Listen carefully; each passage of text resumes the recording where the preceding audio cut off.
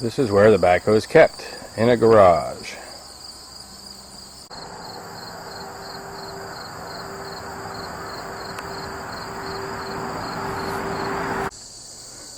Alright, let's see what we got here. We have brand new front tires. There's a new radiator in there. Of course, stuff like fuel filter, that's all been replaced. We've got a new muffler. We have replaced many hoses on the backhoe. Every hose come out of here. That's all new. This is all new. Both of these cylinders have been rebuilt. The boom and the crawl cylinder have been rebuilt. That cylinder could use rebuilding, so could that one. The bucket curl cylinder has not been rebuilt. That one I'd say could use rebuilding because it's leaking a little. The others really aren't. The swing cylinders aren't leaking. We've got a really fast motorcycle.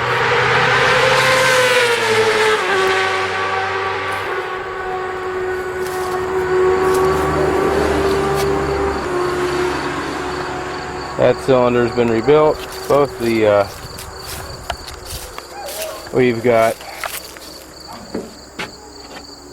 a brand new hydraulic pump, again along with the radiator. There's a new line right there.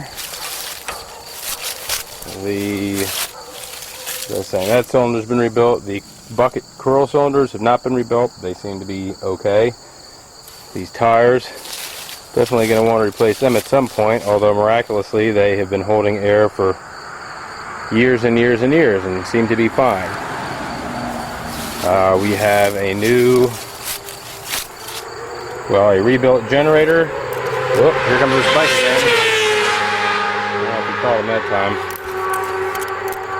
Makes for a more exciting video. This is the tack drive on the back of the generator with the new tack cable, and that is super hard to find.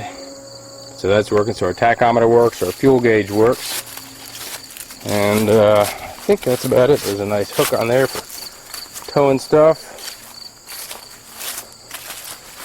Here's the inside of the cab. It's not pretty, but you can work in it, and everything works. There's your clutch over there, 4-speed with shuttle shift. That's your throttle, and of course there's your foot throttle there, and over there's your control for the loader bucket, and sticks for the backhoe.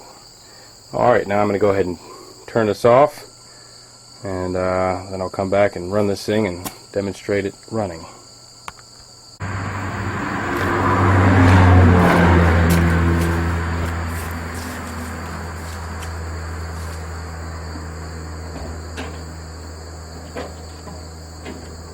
Put this into the start